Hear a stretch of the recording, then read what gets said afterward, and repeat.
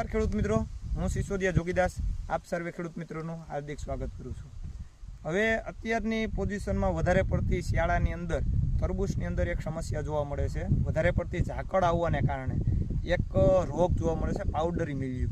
ઘણા ખેડૂત મિત્રોને ખ્યાલ ન હોય કે આ વસ્તુ શું છે। ઘણા ખેડૂત મિત્રોને એવું થાય કે આ વસ્તુ વહેલા ઝાંખા પડવા માંડ્યા અથવા તો નબળા પડવા માંડ્યા। તો વિડીયો બનાવવાનું કારણ એ કે જેથી કરીને જે લોકોને પોતાના ખેતરની અંદર જોઈ શકે કે અમારા વાડાની અંદર આવો કોઈ પ્રશ્ન નથી ને, એટલે હું તમને લાઈવમાં એ વસ્તુ બતાવું છું કે પાવડરી મિલ્યુના લક્ષણ શું હોય અને પાવડરી મિલ્યુ આવે તે પછી ટૂંકમાં એની સ્પીડ પહેલાં થોડી હોય, પછી એકદમ ફાસ્ટ સ્પીડથી વધે છે અને ટૂંકમાં જો તમે ટાઈમસર ટ્રીટમેન્ટ ન કરો તો પૂરો વહેલો પડી જવાની પણ શક્યતા પૂરી રહે છે।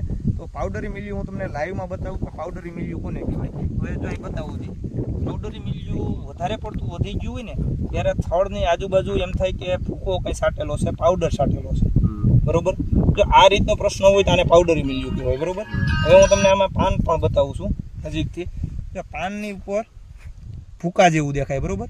જો આવું વધી ગયેલું છે એને કારણે દેખાય, નકર શરૂઆતની અંદર જો આખું પાન હોય ને તો ખાલી આવું એક નાનું એવું વર્તુળ થાય, આખા પાનની અંદર કોઈ પણ એક ખૂણે દેખાય। આ અત્યારે આખા પાનમાં દેખાય છે, નકર પાનની હેઠેની સાઈઝ પહેલાં તમારે જોવાની, પાનની ઉપર જ્યારે વધશે ને ત્યારે દેખાશે। શરૂઆતમાં પાનની હેઠે નાનું રાઉન્ડ પડે અને સફેદ ભૂકી જેવું દેખાય, આ શરૂઆતી અવસ્થા છે।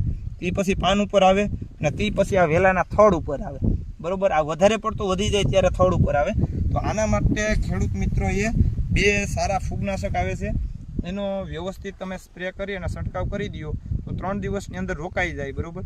અને કોઈ પણ ખેડૂત મિત્રોને આને વધારે માહિતી જોતી હોય અને ન ખ્યાલ પડતું હોય કયું ફૂગનાશક